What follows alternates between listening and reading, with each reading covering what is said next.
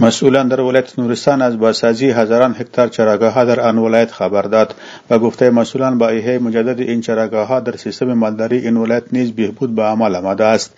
فریدون صمیم سخنگوی والی نورستان میگوید در این ولایت به گونه مجموعی در کنار 300,000 هکتار جنگلات طبیعی حدود 200,000 هکتار چراگاه‌ها وجود دارد که بیشتر اوقات این چراگاه‌ها در نتیجه رویدادهای طبیعی تخریب و از استفاده مالداران خارج می‌گردد. سخنگوی والی نورستان گفت در سال روان به همکاری مؤسسات کمک کننده موازی 11,000 هکتار چراگاه‌ها را که در نتیجه جاری شدن سیلاب‌ها و برف‌پوچ‌ها تخریب گردیده بود دوباره احیا نموده و همچنان برای استفاده مواشی مقدار 9 متریک تن تخم علوفه مواشی را در آن کشت نموده است. قسمی که بر شما بهتر معلوم است، نورستان یک ولایت کوزار دارای 200,000 هکتار مالچره است.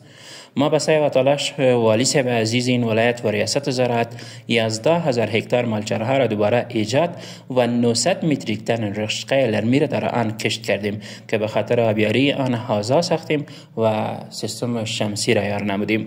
سخنگوی والی نورستان گفت بیشتر باشندگان ولایت نورستان مصروف مالداری می باشد که برای تقویت مالداری و کمک به مالداران با 25,000 مالدار در سال روان مواد خوراکی مواشی کمک شده تا در فصل زمستان از آن برای مواشیشان استفاده نماید. از اینکه مردم شریف نورستان بیشتر مصروف مالداری هستند، به خاطر بهبود و وضعیت اقتصادیشان ما 25,000 مالدار را خوراکی حیوانی و 50,000 واکسین پیارار را برایشان توزیع کردیم و در آینده هم والی صاحب عزیز تلاش دارد تا به مؤسسات و ادارات زیره مشکلات ایشان را برسانند و شاهد کمک های بیشتری باشند. فریدون صمیم گفت اداره ولایتی نورستان برای بهبود وضعیت مالداری در این ولایت متحد کمک به مالداران است تا در زندگی روزمره و وضعیت اقتصادی آنان تغییرات مثبت به وجود آید.